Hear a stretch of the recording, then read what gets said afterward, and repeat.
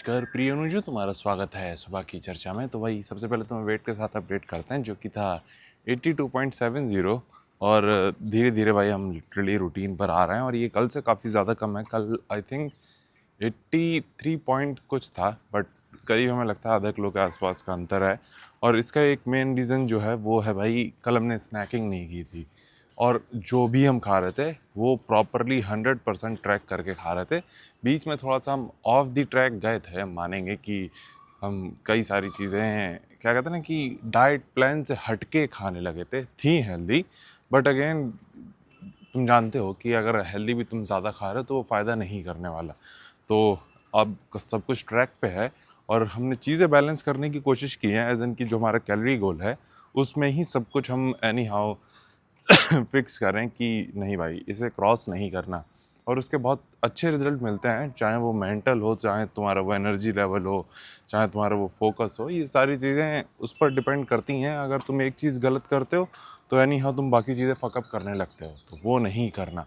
तो वापस आते हैं, जो हमारा वेट है वो अच्छा कम हुआ है और कल लेग्स डे भी था और ये चीज़ हमने देखी है कि लेग्स डे के अगले दिन हमारा वेट काफ़ी ज़्यादा कम होता है। तो वो चीज़ भी है, बट अगेन असली रिज़ल्ट कल या परसों में पता चलेगा।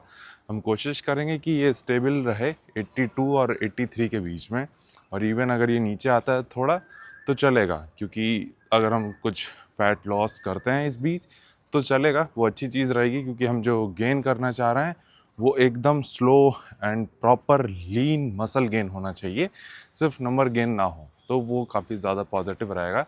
क्योंकि जैसे हमने तुम्हें पहले बताया कि एज अ नेचुरल तुम सर्टेन अमाउंट ही गेन कर सकते हो, और सर्टेन अमाउंट का मतलब होगा कुछ किलो। अब उसके ऊपर तुम चाहे 50 किलो गेन कर लो पर वो फैट ही होने वाला है, और जब उसको तुम कम करने जाओगे तो मसल लॉस भी होगा। तो कोशिश यही करो कि जितना तुम गेन करो वो मैक्सिमम मसल मास हो। इवन 50-50 चलता है तो वो भी सही है, बट अगेन उसको कोशिश करो कि तुम ज़्यादा से ज़्यादा मसल में कन्वर्ट कर सको गेन को।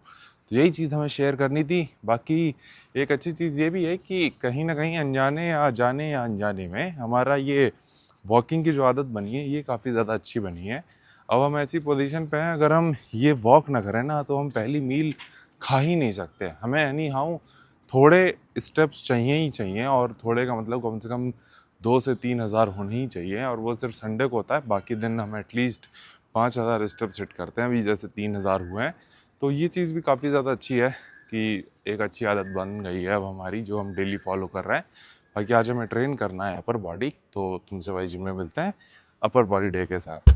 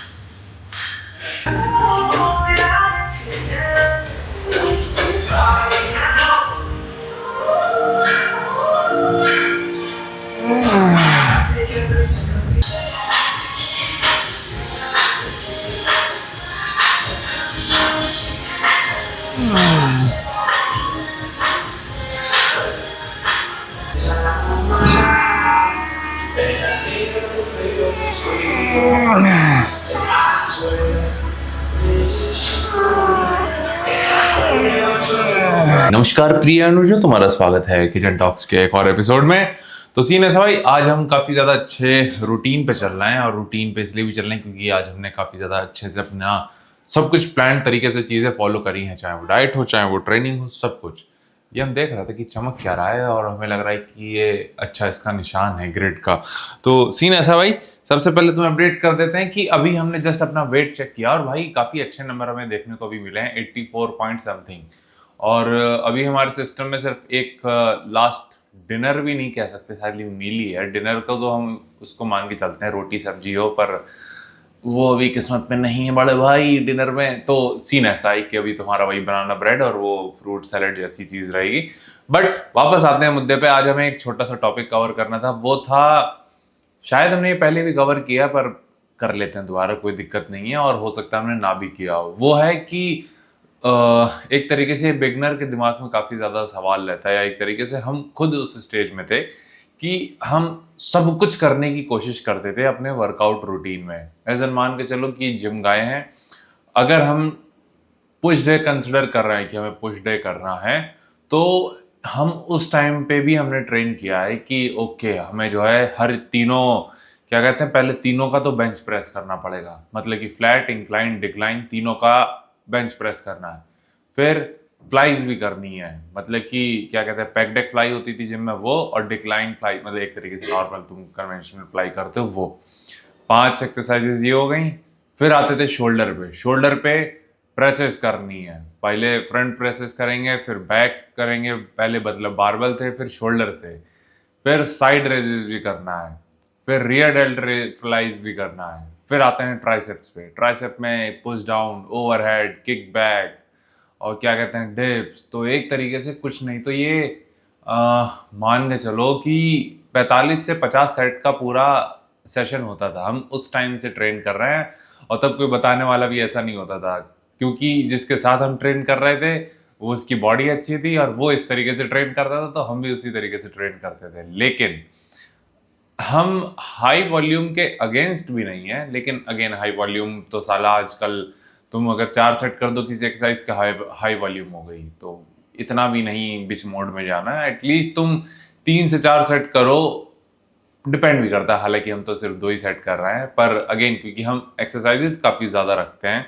एज एन मान के चलो कि जनरली होता क्या है, लोग एक सेशन में 5 से 6 एक्सरसाइज रखते हैं, ठीक है, लेकिन हम कितनी एक्सरसाइजेस कर रहे हैं, हम करते हैं 3 3 6 2 8 1 9, करीब 9 एक्सरसाइजेस हम करते हैं। एंड हर किसी में 2 2 सेट करते हैं, 9 टू 18।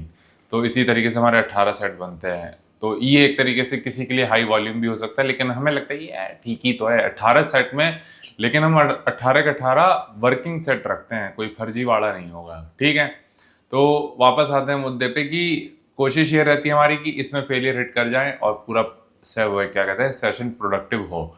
लेकिन अब हम वो चीज़ नहीं करते कि हमें पहले सबकी प्रेसेस करनी है, सबकी फ्लाइज करनी है, नहीं। सब कुछ प्लान तरीके से होता है कि हमें एक फ्लाइज करनी है, 2 प्रेसेस करनी है, या फिर हम अगर बैक ट्रेन कर रहे हैं तो एक तीनों एंगल पे बेसिकली हमें ट्रेन करना है, रोज हो, लैट पुल डाउन हो या पुल ओवर हो, बेसिकली तीनों एंगल पे हम ट्रेन कर सकें। एक वो रूल फॉलो करते हैं। बाइसेप और ट्राइसेप्स का अगेन एक एक मूवमेंट ऐड करना है, शोल्डर में कौन सा मूवमेंट ऐड करना है, क्योंकि हमारे 3 अपर बॉडी सेशन होते हैं तो फ्रीक्वेंसी काफ़ी ज़्यादा है और काफ़ी ज़्यादा इफेक्टिवली अभी हम उसका रिजल्ट देख रहे हैं। आज हम सही बताएं भाई, आज हम जितना ज़्यादा सेटिस्फाइड अपनी बैक से थे ना, कि वर्कआउट के बाद हम फ्लेक्स कर रहे थे कि हमने शायद ही अपनी बैक इतनी अच्छी पोजीशन पे हमने काफ़ी टाइम बाद देखी है कि ओके हम विड्थ देख पा रहे थे। मतलब कि थिकनेस तो हम कहेंगे कि डिसेंट है, बट अगेन अब तो हमें वो भी वीक लगती है, पर हम आज अपनी चौड़ान देख पा रहे थे। तो वो देख के भाई हमें लग रहा था कि नहीं यार सही जा रहे हो, इसको बस कंटिन्यू रखना है। तो एक बिगनर के दिमाग में यही रहता है कि अगर हम ये सेशन अगर हम किसी को एक्सप्लेन करें तो वो कहेगा अरे अंकित भाई फोर आर्म्स तो रह ही गए, अरे अंकित भाई रियर डेल्ट तो रह ही गए, अरे अंकित भाई अपर बॉडी में ट्रैप्स तो रह ही गए। तो अगेन यार जो हमने वर्कआउट प्लान ये किया है, एक तरीके से प्लान किया है, ये हमने अपनी वीकनेसेस प्लस हमारे स्ट्रॉन्ग पॉइंट्स उनको मद्देनजर रखते हुए करा है।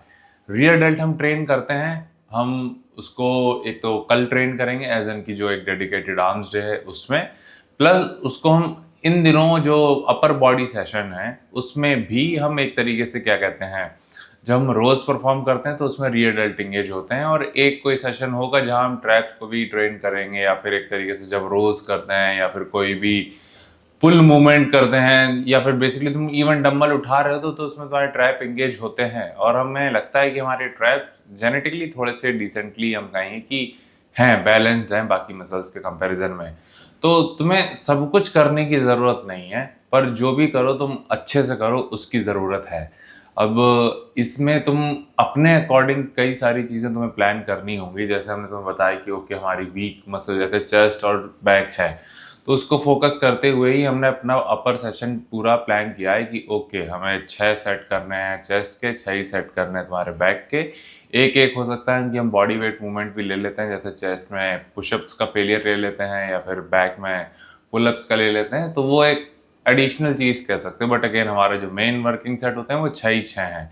अब इसको तुम देखा जाए तो 6 3 18, यानी 18 सेट हम कर रहे हैं, और एक मसल के लिए पर वीक इतना बहुत है। 18 से अपर साइड पे तुम जाते हो तब शायद 24 या ऐसा कुछ होता है, बट अगेन तुम 18 वर्किंग सेट अगर कर रहे हो तो वो मोर देन इनफ है, अगर तुम उसको अच्छे से परफॉर्म कर रहे हो। याद रहे तुम्हारा क्या कहते हैं, एक्सरसाइज का एग्जीक्यूशन काफ़ी ज़्यादा मायने रखता है, जिसको तुम अंडर एस्टिमेट करते हो। सिर्फ ऊपर नीचे वेट नहीं करना, उसको प्रॉपरली करना है। ये एक बहुत बड़ी चीज़ हमने सीखी है अभी हाल ही के दिनों में, और इसका हम रिजल्ट देख पा रहे हैं। तो यही हमें पंचायत पेलनी थी भाई, और तो कुछ हमारे पास ज्ञान पिलाई के लिए नहीं है। और उम्मीद है कि इससे तुम्हें ज़रूर कुछ वैल्यू मिलेगी, क्योंकि ये चीज़ भाई समझने में तुम्हें सालों लग सकते हैं, हमें सालों लग गए। तो तुम्हें हम बता नहीं सकते ये चीज़ कितनी ज़्यादा ज़रूरी है कि how you plan your workout and how you execute it and how you execute each rape, वो काफ़ी ज़्यादा मायने रखता है। सिर्फ वेट को ऊपर नीचे मत करो, अगर तुम्हारा गोल मसल बिल्डिंग है, तुम किस तरीके से उसको ऊपर नीचे ला रहे हो वो बहुत ज़्यादा मायने रखता है। तो यही चीज़ हमें पंचायत पेलनी थी, और तो कुछ नहीं है भाई। अभी हमें सामान लेने जाना है, स्टेप्स हमारे 3000 होने को हैं, 13000 होने को हैं, और यहीं तक रखते हैं पंचायत। बाकी तुम अपना ख्याल रखना, और मिलते हैं कल आर्म्स डे के साथ।